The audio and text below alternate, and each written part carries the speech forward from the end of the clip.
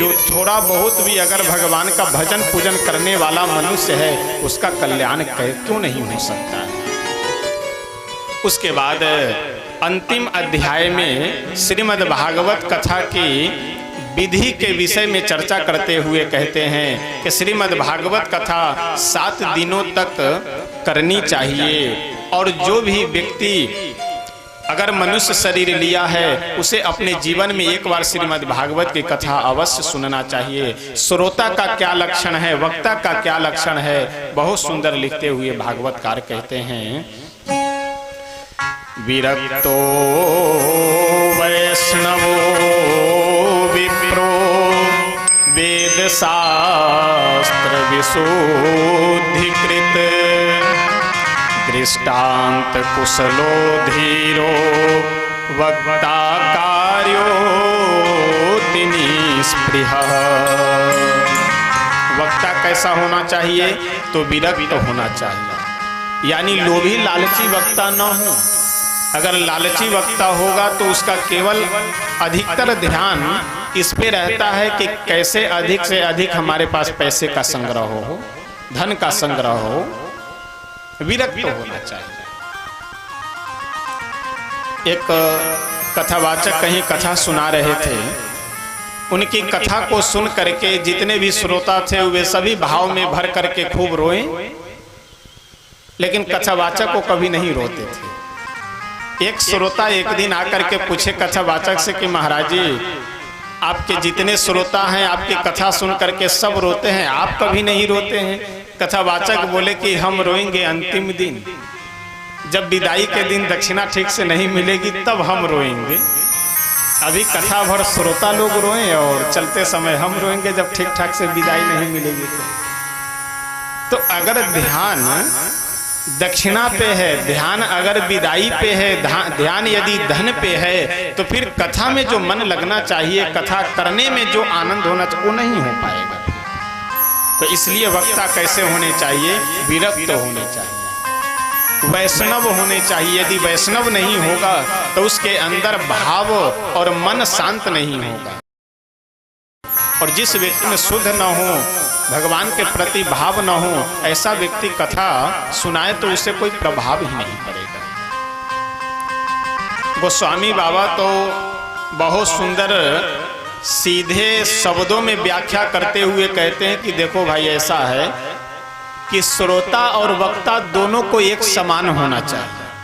श्रोता वक्ता ज्ञान निधि कथा राम के गुण, भगवान की कथा गुण है, इसलिए श्रोता को भी बुद्धिमान होना चाहिए और वक्ता को भी बुद्धिमान होना चाहिए। श्रोता यदि बुद्धिमान नहीं तो पंडाल में भी बैठ करके गप सलाका लगाएगा। वो बैठे हैं पंडाल में, देखेगा टेंट को कि टेंट कैसा बना हुआ है, यहाँ ठीक नहीं है, फलाने रिश्तेदार के यहाँ बना हुआ था तो वहाँ टेंट बढ़िया था।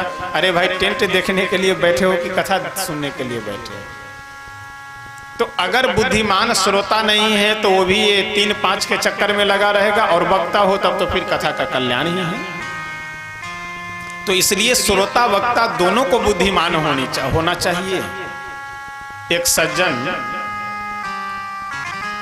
गए गुरु जी के पास और जाकर के गुरु जी से बोले कि गुरु जी, कोई ऊंची बात हमें सुनाइए। गुरु जी बोले कि श्री रामचरितमानस का कोई प्रसंग सुनावे। वह शिष्य बोला, वह सज्जन बोला कि अब ये श्री रामचरितमानस भी तो छोटी मोटी बात है, कोई ऊंची बात बताइए।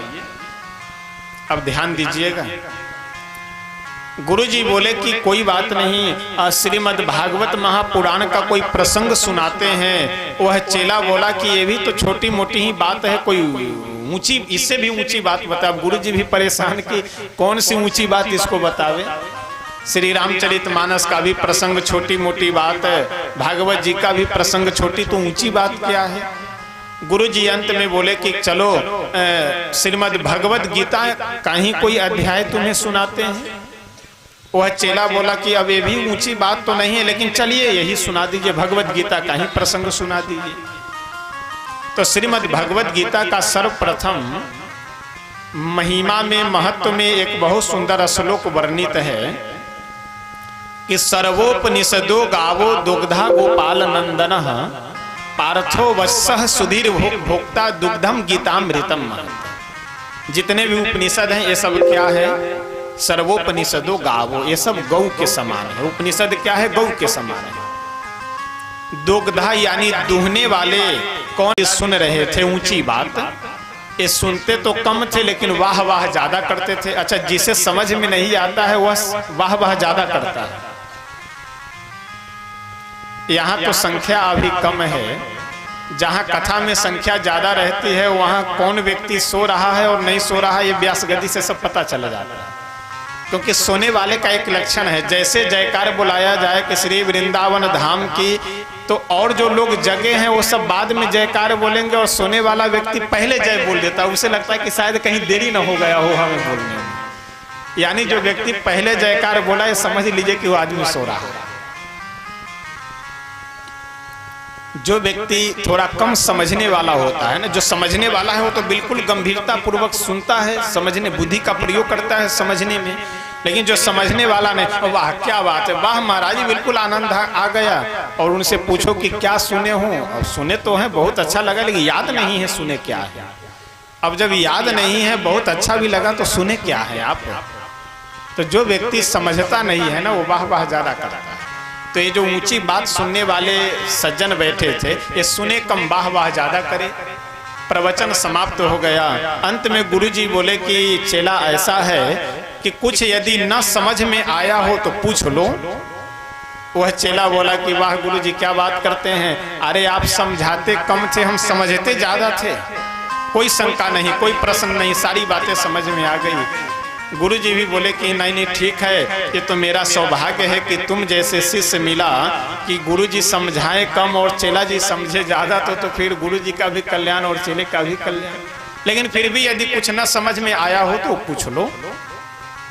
वह शिष्य बोला कि गुरुजी ऐसा है, आप जो जो समझा रहे थे वो तो सारी बातें हम समझ गए, केवल एक शब्द समझ में नहीं आया कि जो आप प्रारंभ में ही एक श्लोक बोले हैं कि सर्वोपनिषदो गावो, इस श्लोक में जो आप दो गधा बोले हैं ये दो गधा समझ में नहीं आया।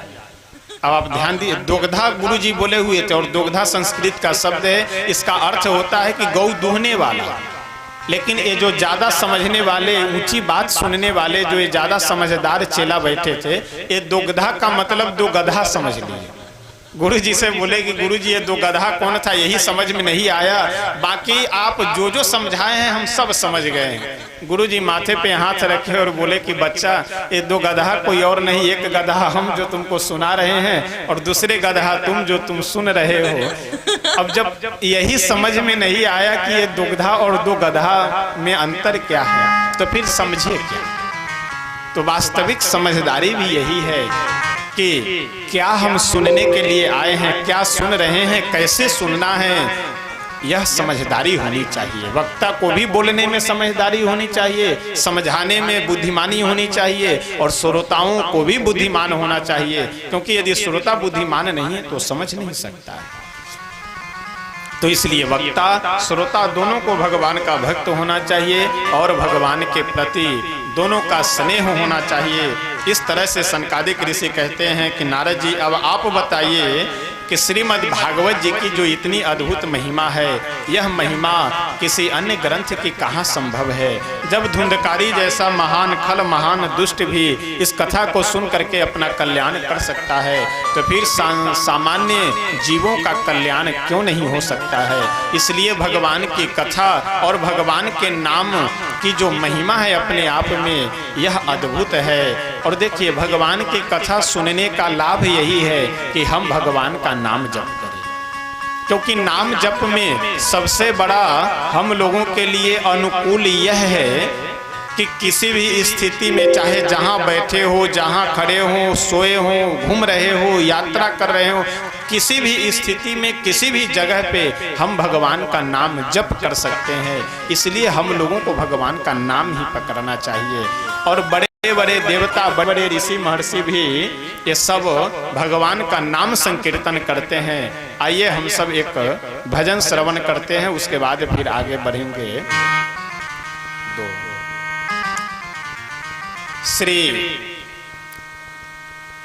भगवान का चाहे वह राम नाम हो, श्री कृष्ण नाम हो, नारायण हो, चाहे जो कोई भी नाम हो, सभी नामों की अपनी अपनी अलग महत्व है अपने आप में। इसलिए कभी भी किसी नाम को छोटा या बड़ा समझने का भूल न कर करके हम लोगों को भगवान का नाम जप अवश्य करना चाहिए।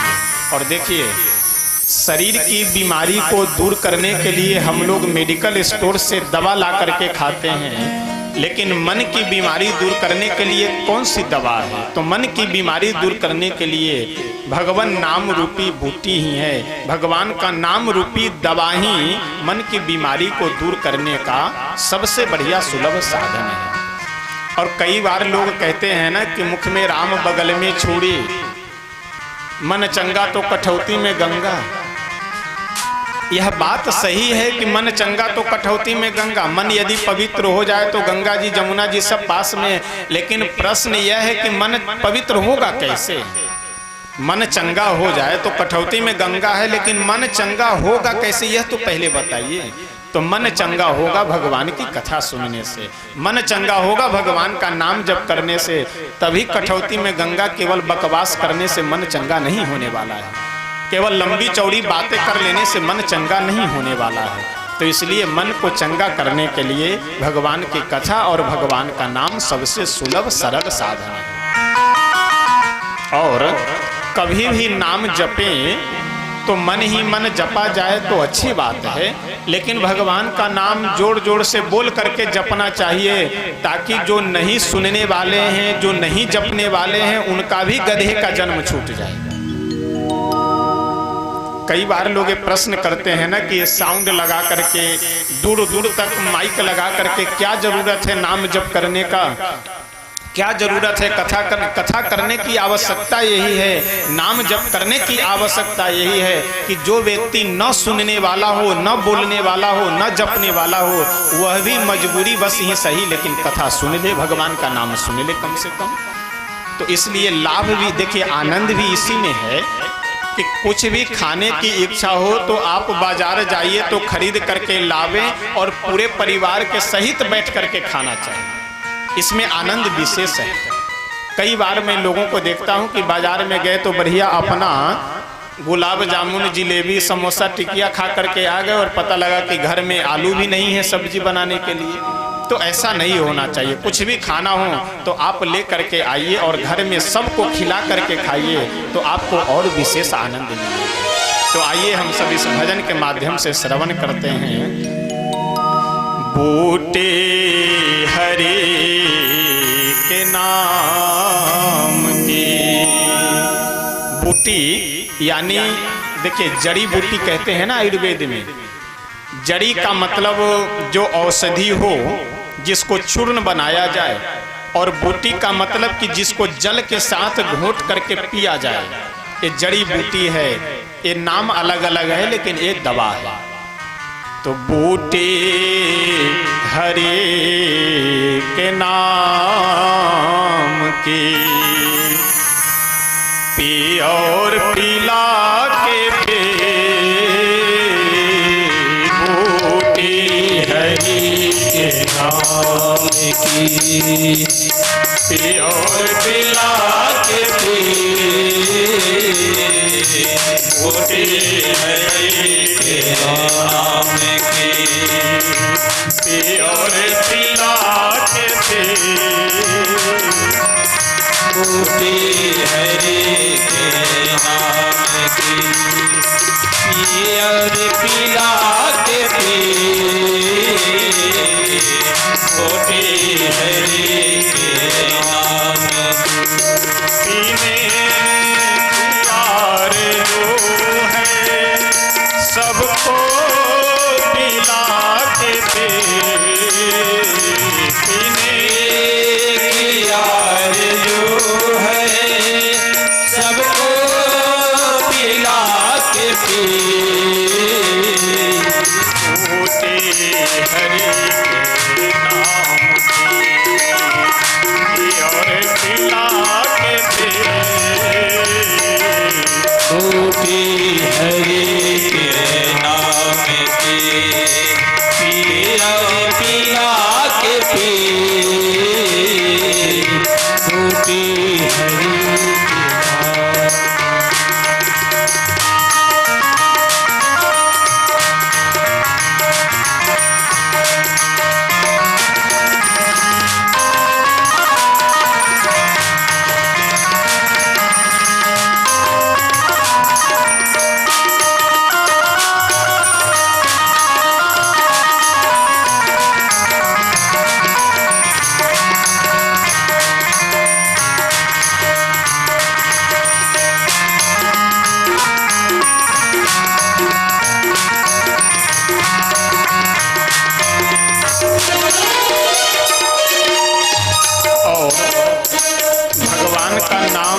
केवल सामान्य मनुष्य या संसार के जीव ही नहीं अपितु बड़े बड़े देवता जन भी भगवान का नाम जप करते हैं।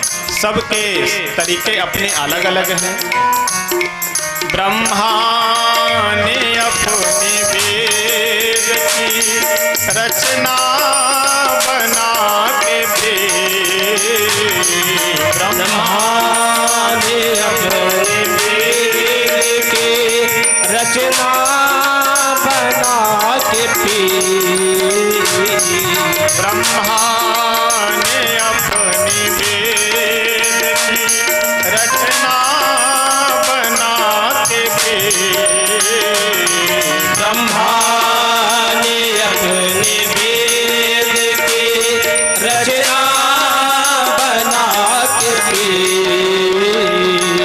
अर्जुन ने गीता ज्ञान की अर्जुन ने गीता ज्ञान की पुस्तक बना के अर्जुन ने गीता ज्ञान की पुस्तक बना के हरि के नाम की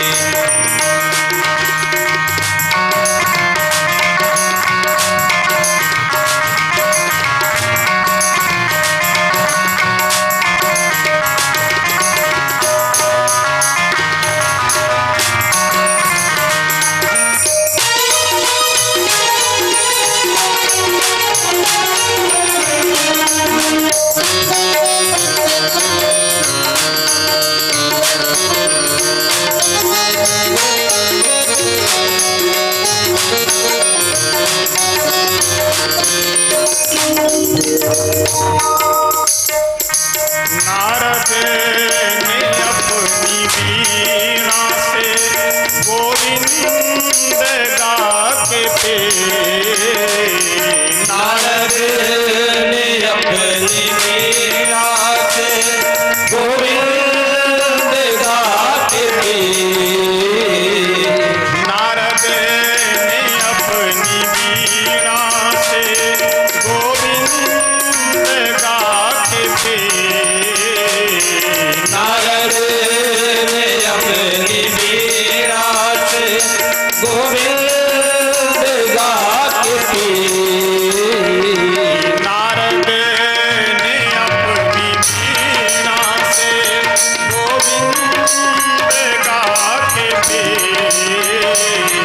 नारद ने अपनी वीणा से गोविंद गा के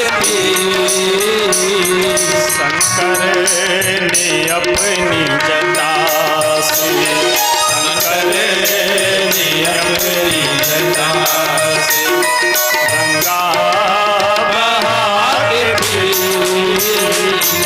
शंकर ने अपनी जटा से गंगा बहा के हरि के नाम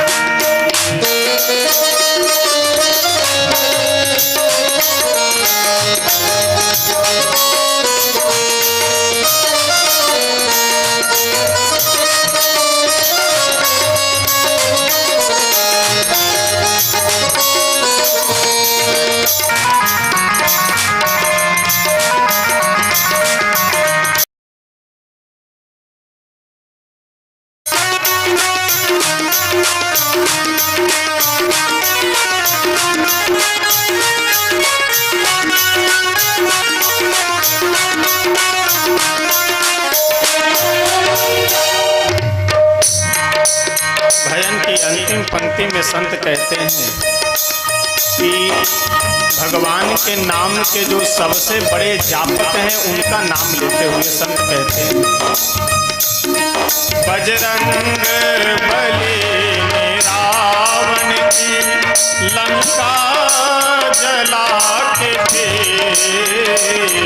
बजरंग बली ने रावण की लंका जला के बजरंग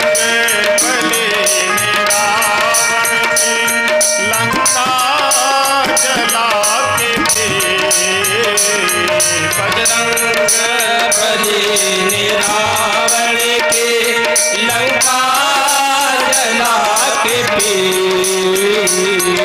मीरा ने अपने श्याम को, मीरा ने अपने श्याम को घुंघरू बजा के पी। मीरा ने अपने श्याम को घुंघरू बजा के पी।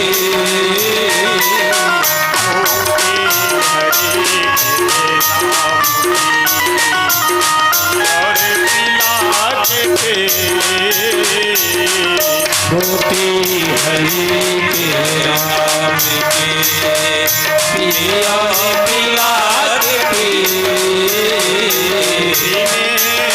प्यार जो है सबको पिला के पीने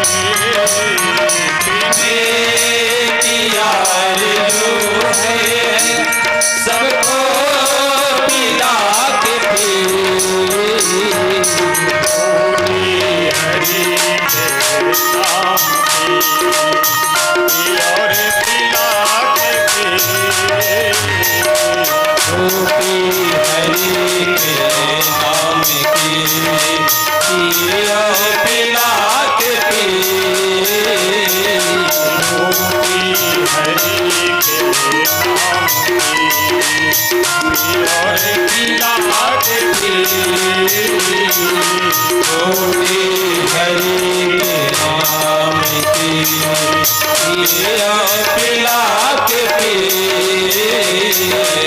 गोपी हरि के नाम की और पिला के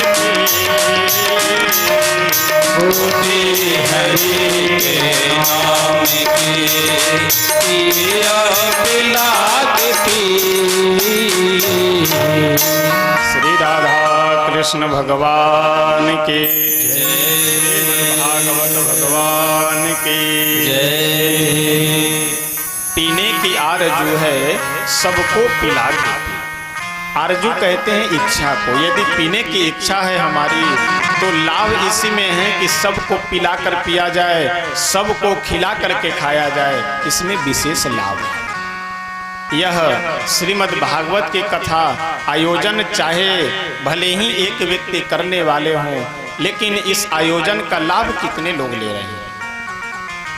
तो इसलिए चाहे वह भगवान की कथा हो, भगवान का नाम संकीर्तन हो, इसे सबके साथ जपने में और सबके साथ श्रवण करने में एक अलग और अपने आप में अद्भुत आनंद की प्राप्ति होती है। इस तरह से श्रीमद् भागवतकार 6 अध्यायों में महात्मा का वर्णन करते हैं। प्रथम स्कंद का प्रारंभ करते हुए बहुत सुंदर वंदना प्रकरण वर्णन करते हुए भागवतकार लिखते हैं कि जन्माद्यस्य यतोन्वयादि तरतस् चार्थे सुभिज्ञः सुराट तेने ब्रह्म हृदय आदि कवये मुह्यन्ति यत् सूरयः तेजो वारि मृदाम यथा विनिमयो यत्र त्रिसर्गो मृषा धामना स्वेन सदा निरस्त कुहकम सत्यम परम धीमहि। भागवतकार के मन में विचार आया कि आखिर वंदना में हम नाम किनका लें। यदि मैं नारायण का नाम लेता हूँ तो अन्य देवताओं के जो उपासक हैं, अन्य भगवान के जो उपासक हैं, वह सब इस ग्रंथ में उतना मन नहीं लगाएंगे, अपनी रुचि नहीं रखेंगे। यदि श्री कृष्ण का मैं नाम लेता हूँ तो अन्य ईश्वर के जो उपासक भक्त हैं, उन भक्तों की रुचि इस ग्रंथ में नहीं होगी। तो इसलिए किन्हीं का नाम न लेते हुए सीधे सत्यम परम धीमहि कह करके आगे बढ़ जाते हैं। भागवतकार कहते हैं कि जन्माद्यस्य यतः, यतः यानी यस्मात्, जिन से इस सृष्टि की उत्पत्ति होती है अथवा इस सृष्टि के आदि में जो थे। जन्माद्यस्य यतोन्वयादि तरतस्, यानी जिनसे इस सृष्टि की व्यवस्था है और जिनके न रहने पे इस सृष्टि की व्यवस्था नहीं रहती है। तेजो वारि मृदाम यथा विनिमयो यत्र त्रिसर्गो मृषा, जैसे तेज वारी वारी कहते हैं जल को, तेज कहते हैं प्रकाश को, मृदाम कहते हैं मिट्टी को। ये सब मिल करके जैसे इस पांच भौतिक शरीर का निर्माण होता है, तो तेजो वारी मृदाम यथा विनिमयो यत्र त्रिसर्गो मृषा। ध्यान दीजिएगा, जब ईश्वर के सत्ता के साथ हम अपने शरीर को मान ले, इस संसार को मान ले, तो यह संसार सत्य है। और जब यह संसार स्वतंत्र रूप से रहता है तो यह संसार असत्य है। जैसे आद्य गुरु शंकराचार्य जी भगवान की माया को असत्य मानते हैं, लेकिन भगवान की माया को यदि असत्य मानेंगे, केवल इस संसार को हम असत्य ही मानेंगे, तो आप विचार कीजिए व्यवहार भी हम लोगों का असत्य ही माना जाएगा। यानी एक दूसरे से जो हम लोगों का व्यवहार है वह व्यवहार भी असत्य होगा। तो अब व्यवहार असत्य का क्या कारण है? हम किसी को एक थप्पड़ मार दे और बोले कि आप मान लीजिए कि हम आपको झूठे मारे हैं, तो ऐसा चल सकता है क्या? किसी का हम पैसा ले ले और हम यह कह दे कि ये सब संसार नाशवान है, ये सब नश्वर है, आप भूल जाइए कि हम पैसा लिए थे आपका, तो ये चल सकता है क्या? यह नहीं हो सकता है। इसलिए आद्य गुरु शंकराचार्य जी व्यवहारिक पक्ष में इस संसार को सत्य मानते हैं कि व्यवहारिक पक्ष में सत्य मानना होगा तभी तो हम व्यवहार कर सकते हैं किसी से, और आध्यात्मिक पक्ष में यह संसार असत्य है। और यहाँ भागवतकार क्या कह रहे हैं कि तेजो वारी मृदाम यथा विनिमयो यत्र त्रिसर्गो मृषा। भगवान के पास जाने के बाद, यानी भगवान के पास त्रिसर्ग, ये त्रिसर्ग क्या है? सत्वगुण, रजोगुण, तमोगुण। ये जो त्रिसर्ग है, ये त्रिसर्ग उनके पास जाने के अमृषा अमृषा यानी सत्य हो जाता है। यानी भगवान के साथ यह संसार है तो सत्य है, और भगवान से यदि अलग हट करके संसार यदि है तो असत्य है। अब इसको और अच्छे से समझने के लिए आप यूं समझ लीजिए कि एक श्लोक है, ओम जय जगदीश हरे, जो स्तुति में हम लोग कहते हैं कि तन मन धन सब तेरा, क्या लागे मेरा, त्वमेव माता च पिता त्वमेव, त्वमेव बंधुश्च सखा त्वमेव। एक उदाहरण मैं देता हूं, अच्छे से समझ में आ जाएगा। लक्ष्मण जी जब वन में जाने के लिए तैयार हुए तो भगवान पहले समझाने का प्रयास करते हैं कि आप यहीं रुक जाइए, माता पिता की सेवा कीजिए, अयोध्या जी के देख रेख कीजिए। तो लक्ष्मण जी क्या कहते हैं? मातु पिता नहीं जानऊ काऊ, मैं माता पिता किन्हीं को जानता ही नहीं। यहाँ अभी ये कह रहे हैं कि मैं माता पिता को जानता ही नहीं हूं कि माता पिता मेरे कौन है। और भगवान जब यह बोले कि ठीक है, अगर तुम चलना चाहते हो तो चलो, लेकिन जाओ माता से आज्ञा मांग करके आओ, तो तुरंत लक्ष्मण जी सुमित्रा जी के पास चले जाते हैं आज्ञा मांगने के लिए। क्यों? जब आप माता पिता को नहीं जानते हैं तो अब क्यों जा रहे हैं सुमित्रा जी के पास? तो कारण यही है कि भगवान के दृष्टि से, यानी इस संसार में यदि माँ मिली है तो भगवान का दिया हुआ सुंदर उपहार है, पत्नी है वह भी भगवान का दिया हुआ एक सुंदर उपहार है, बच्चे हैं, धन है, संपत्ति है, घर है, परिवार, जो कुछ भी मिला हुआ है ये सब भगवान का दिया हुआ उपहार है। इसको हम भगवत भाव से यदि हम सेवा करते हैं और भगवान की भावना से अगर हम परिवार का भरण पोषण कर रहे हैं तो यही भगवान की सेवा है। और हम अपना समझ करके कि ये हमारे बच्चे हैं, हमारा धन है, हमारी पत्नी है, हमारा घर है, मकान है, तो यही माया है। और यदि हम भगवान का समझ ले तो यही भगवान की भक्ति है। और अच्छे से समझने के लिए आप ऐसे समझ सकते हैं कि जो हम भोजन बना रहे हैं, यदि यह भावना हमारी है कि हम अपने खाने के लिए भोजन बना रहे हैं इसमें, और यदि हमारी यह भावना हो जाए कि हम भगवान को भोग लगाने के लिए भोजन बना रहे हैं, इसमें दोनों में जमीन आसमान का अंतर होता है। तो भोजन हम भगवान के भोग लगाने के भाव से भी बना सकते हैं और अपने खाने के भाव से भी बना सकते हैं। तो अगर हम भगवान को भोग लगाने के भाव से बनाते हैं तो यह भोजन बनाना हमारा सत्य है, और यदि अपने खाने के लिए हम बना रहे हैं तो यह असत्य है, निरर्थक कार्य है। तो भागवतकार को कहने का तात्पर्य यही है कि अगर भगवान से जुड़ा हुआ है संसार, भगवान की भगवत दृष्टि से अगर हम संसार को देखें तो संसार सत्य है, और भगवत विमुख दृष्टि से यदि हम संसार को देखें तो संसार यह असत्य है। सत्यम परम धीमहि, जो सत्य स्वरूप भगवान है उनकी मैं वंदना करता हूँ, उनका मैं ध्यान करता हूँ। धर्मः प्रोज्झित कैतवोत्तर परमो निर्मत्सराणाम सताम वेद्यम वास्तवमत्र वस्तु शिवदम तापत्रयोन्मूलनम श्रीमद्भागवते महामुनि कृते किम वा परैरीश्वरः सद्यो हृदयवरुध्य तेत्र कृतिभिः शुश्रूषुभिः तत्क्षणात्। जिस समय व्यक्ति भगवान की कथा सुनता है, जिस समय श्रीमद् भागवत की कथा सुनता है, उसी समय तत्क्षण उसके हृदय में भगवान श्री नंद नंदन का वास हो जाता है। आप विचार कीजिए, अगर 3 घंटे हम लोगों को कहीं बैठा दिया जाए, कुछ नहीं करना है, बैठे रहना है, तो हम लोग बैठ सकते हैं क्या? चाहे हम हो, आप, कोई भी व्यक्ति 3 घंटे कह दिया जाए कि कुछ करना नहीं है, बस बैठे रहना, नहीं बैठे रह सकते। और यहाँ पता ही नहीं चलता है कि 3 घंटे 4 घंटे कैसे व्यतीत हो गए।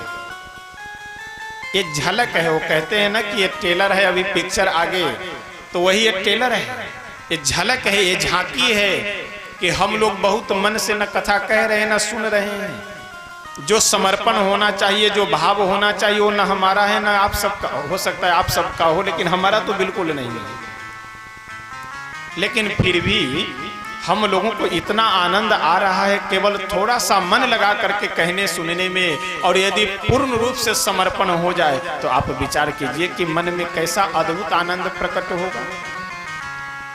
तो इसलिए इस श्रीमद् भागवत जी की यह विशेषता है कि सद्यो हृदयवरु, सद्य मतलब शीघ्र, हृदय में श्री ठाकुर जी आकर के विराजमान हो जाते हैं जिस समय इसकी कथा सुनी जाती है। आगे बहुत सुंदर भागवतकार लिखते हुए कहते हैं कि पिबत भागवतम रसमालयम। ये क्या है? रसमालयम यानी बढ़िया वेद रूपी वृक्ष का पका हुआ सुंदर फल है यह श्रीमद् भागवत महापुराण। यहाँ संतों का भाव यह है कि वेद रूपी वृक्ष का यह फल है, तो वृक्ष से गिरने के बाद जैसे फल टूट फूट जाता है, उसी तरह से यह भी फल टूट फूट गया हो।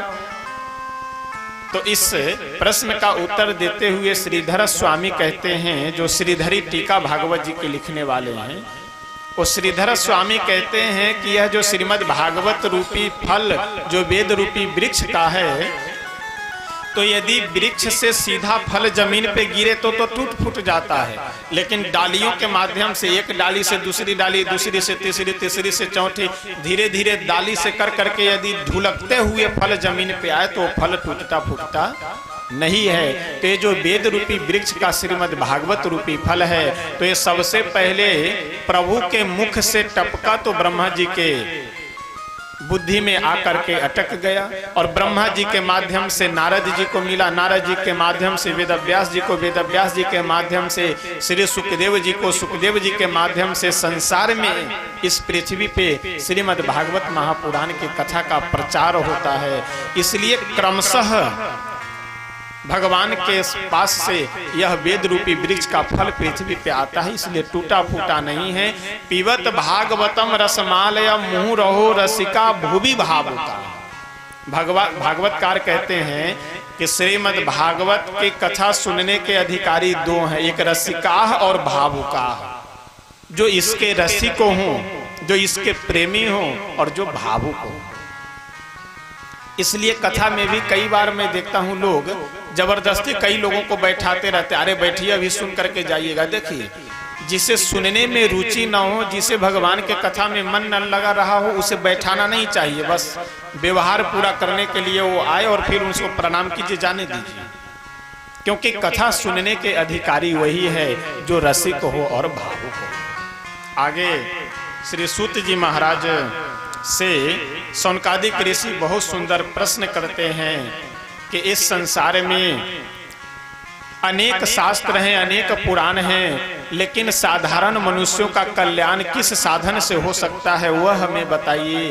व्यास आदि बड़े बड़े ऋषि महर्षि जो सगुण निर्गुण ब्रह्म के स्वरूप को जानते हैं, वो लोग किस मार्ग का अनुसरण करते हैं वह हमें बताइए।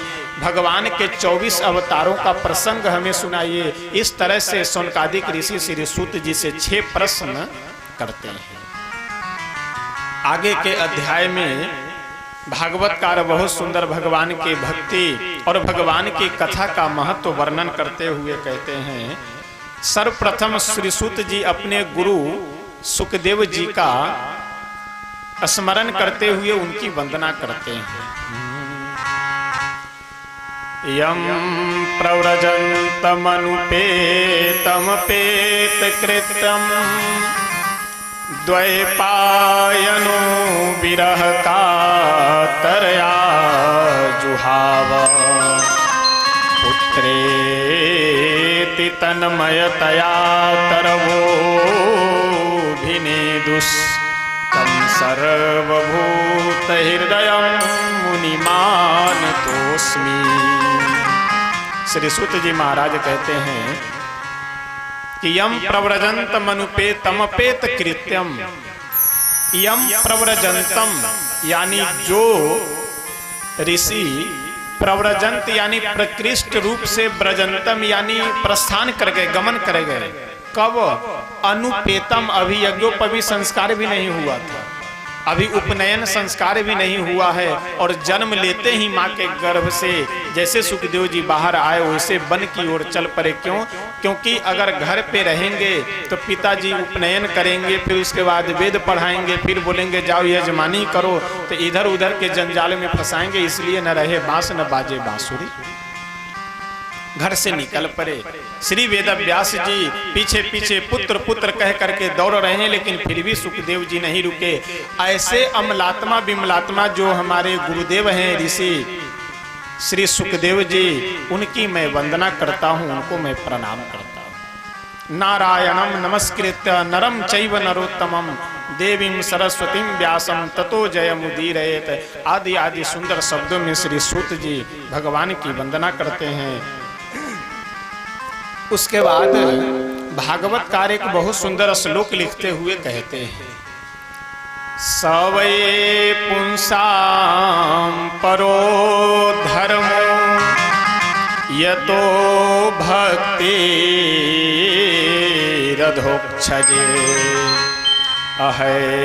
अहेतुक्य प्रतिहता ययात्मा संप्रसीदति। सवै पुंसां परो धर्मो यतो भक्तिरधोक्षजे। भगवान की भक्ति ही मनुष्यों का परम धर्म है और परम कर्तव्य है। बाकी संसार के जो भी धर्म है, जो भी कर्तव्य है, यह सब केवल कर्तव्य है, धर्म है। बाकी विशेष धर्म तो यही है कि मनुष्य भगवान की भक्ति करे, भगवान का भजन करे। अगले अध्याय में भगवान के 24 अवतारों का प्रसंग वर्णन करते हुए भागवतकार कहते हैं कि सर्वप्रथम तो भगवान इस धराधाम पे सनक सनंदन सनातन और सनत कुमार के रूप में अवतार लेते हैं। उसके बाद प्रथम तो सनकादिकों के रूप में प्रभु अवतार लिए, फिर वाराह मत्स्य अवतार आदि आदि कच्छपा अवतार, श्री रामा अवतार, कृष्णा अवतार। यहाँ मैं संक्षिप्त में इसलिए केवल नाम ले रहा हूँ क्योंकि आगे जो प्रसंग आएगा तो इन अवतारों का ही प्रसंग है, तो हम लोग उन प्रसंगों में अवतार का क्रमशः वर्णन करते हुए श्रवण करेंगे। तो बस यहाँ नाम केवल सुनते हुए कि ये सब जितने भी हैं, देखिए भगवान के तो ऐसे अनेक अवतार हैं, अनंत अवतार हैं, लेकिन फिर भी भागवतकार मुख्य रूप से 24 अवतारों का प्रसंग वर्णन करते हुए आगे बढ़ते हैं कि श्रीमद् भागवत जी की परंपरा का वर्णन करते हैं कि यह श्रीमद् भागवत जी का इस धराधाम पे आगमन कैसे होता है। एक बार की बात है, बद्री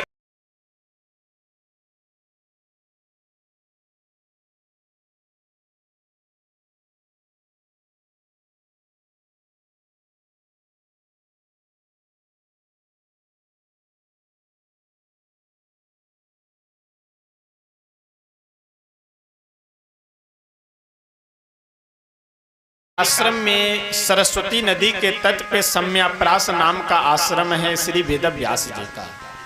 उसी सम्याप्रास नामक आश्रम में वेदव्यास भगवान निवास करते हैं। एक दिन अपने आसन पे संध्या वंदन आदि कर करके बैठे हुए थे, लेकिन बहुत उदास मुख था, बहुत चिंतित बैठे थे। नारद जी वीणा बजाते हुए पहुँचे।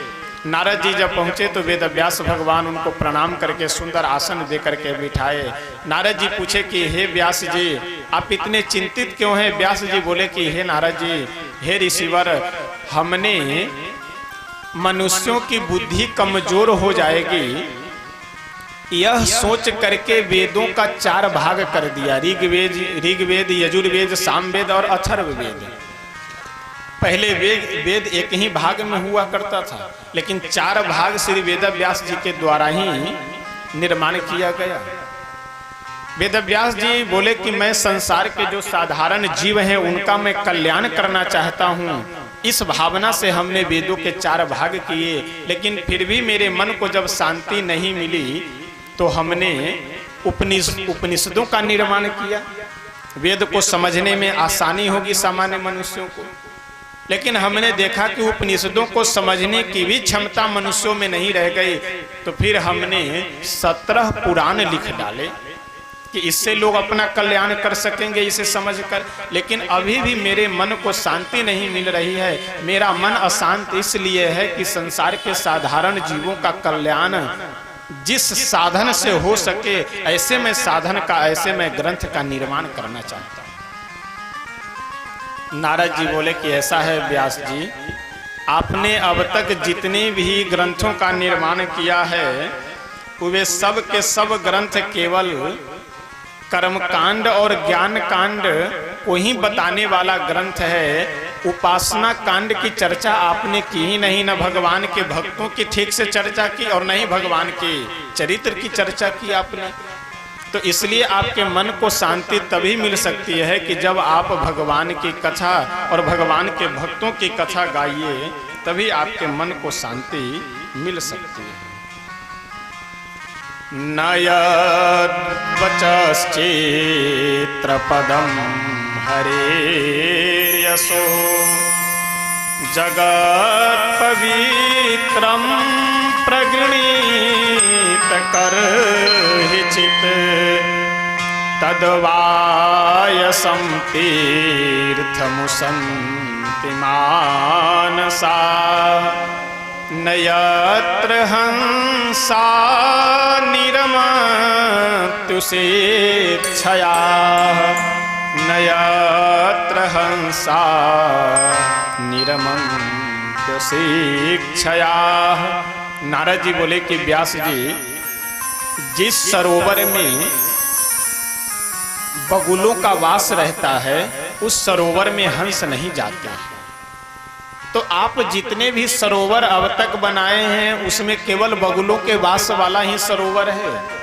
यानी जिस ग्रंथ में भगवान की कथा न हो, जिस ग्रंथ में भगवान के भक्तों की कथा न हो, ऐसे ग्रंथों को संत लोग, भगवान के भक्त लोग जो हंस रूपी भगवान के भक्त और संत हैं, ऐसे हंस इन ग्रंथों में गोता नहीं लगाते हैं। तो आपके मन को शांति तभी मिल सकती है और संसार के साधारण जीवों का कल्याण भी तभी हो सकता है जब आप भगवान की कथा गाइए और भगवान के भक्तों की कथा गाइए। व्यास जी बोले अच्छी बात है, लेकिन हम करें क्या, सो तो बताइए। नारद जी बोले कि ऐसा है, आप श्रीमद् भागवत महापुराण की रचना कीजिए। बीच में श्री नारद जी महाराज अपने पूर्व जन्म के प्रसंग का वर्णन करते हुए कहते हैं कि व्यास जी, मनुष्य के जीवन में जितना परिवर्तन गुरुजनों के सानिध्य में रहने से, संतों के आशीर्वाद से हो सकता है, उतना परिवर्तन स्वयं साधन कर करके संभव नहीं है। दूसरों की बात छोड़िए, आप हमें ही देख लीजिए। मैं इस कल्प से पहले पिछले कल्प में एक छोटे से घर में मेरा जन्म हुआ था। मेरी माँ एक बहुत बड़े सेठ जी के यहाँ पे दासी का कार्य करती थी और वो सेठ नहीं थे, वो ब्राह्मण परिवार था। उस ब्राह्मण परिवार में दासी के काम मेरी माँ करते थे, लेकिन वो जो ब्राह्मण परिवार वहाँ संतों भक्तों का हमेशा आवागमन बना हुआ रहता था, बहुत सेवक परिवार था। कोई भी दरवाजे पे भक्त आ जाए, कोई भी अतिथि आ जाए, कोई भी महात्मा आ जाए, उनकी बहुत अच्छे से सेवा करते थे, तो इसलिए संत महात्मा लोग भी आया जाया करते थे। मेरी माँ उनके यहाँ जाते थे झाड़ू पोछा करने, बर्तन आदि साफ करने। तो मेरे पिताजी का शरीर बदल चुका था मेरे जन्म के कुछ ही दिन बाद। तो मेरी माँ हमें अपने साथ लेकर के जाते थे। तो धीरे धीरे जब मैं थोड़ा बड़ा हो गया तो मैं देखा कि महात्मा लोग आते हैं, किस तरह से पूजा करते हैं। तो प्रसाद के लोभ से मैं उनके पास बैठ करके जैसे भजन पूजन वो करते थे, मैं देखा करता था। एक दिन की बात है, कुछ महात्मा आए उस परिवार में और वह सब चातुर्मास से करने लगे। चातुर्मास अपने यहाँ होता है ना, सावन, भादो, आश्विन और कार्तिक, इन चारों महीनों को चातुर्मास कहते हैं। तो आज भी बहुत से ऐसे भक्त संत हैं जो चातुर्मास से व्रत करते हैं, लेकिन शास्त्रों को प्रमाण लेकर के मासों वही पक्ष करके एक महीने को एक पक्ष करके 2 महीने में ही चातुर्मास से पूरा कर लेते हैं। लेकिन वैसे होना चाहिए 4 महीने का। नारद जी बोले कि व्यास जी, वे सभी महात्मा आए चातुर्मास का व्रत कर रहे थे। एक दिन वो सभी महात्मा जब भोजन कर लिए तो मेरी माँ बोली कि बेटा, ये महात्मा जी लोग जो भोजन किए हैं, ये पत्तल उठाओ और उठा करके ले जाकर फेंकाओ। हमने वे सारे पत्तल उठाए और एक पत्तल पे एक मिठाई पड़ा हुआ था, उसे हमने बाल स्वभाववश खाने के लोभ से हमने उस प्रसाद को उठा करके खा लिया। और जैसे अपने मुख में उस संत के प्रसाद को रखा, वैसे मेरे सारे पाप अपराध जो भी जन्म जन्मांतर के थे वो सब समाप्त हो गए। इसीलिए अभी जब आगे प्रसंग आएगा 10वें स्कंध का, वहां मैं विशेष निवेदन करूंगा। जूठन न खाना चाहिए और ना ही किसी को खिलाना चाहिए। आजकल बहुत ही एक शौक बनता जा रहा है, एक अपने आप को लोग वो विकसित बनाने के चक्कर में जूठा आदि का कोई ध्यान ही नहीं रह गया। देखिए, सफाई में और पवित्रता में दोनों में जमीन आसमान का अंतर होता है। होटल में सफाई तो है लेकिन पवित्रता नहीं है। घर भले ही मिट्टी का हो, भले ही गोबर से लीपा पोता गया हो, यहाँ सफाई तो भले ही न दिख रही हो, लेकिन यहाँ पवित्रता है। इसलिए कैसे क्या भोजन करना चाहिए, ये सब जब वो ब्रह्मा जी का प्रसंग आएगा वहां मैं निवेदन करूंगा बाल लीला के समय में। यहाँ बस इतना सुनते चलिए कि जूठा न खाना चाहिए और ना ही खिलाना चाहिए। लेकिन यही बात नहीं है, जूठन खाना भी चाहिए और खिलाना भी चाहिए, लेकिन किसका जूठा खाना चाहिए और किसका जूठा नहीं खाना चाहिए, ये सब प्रसंग जब वहां आएगा तो मैं निवेदन करूंगा।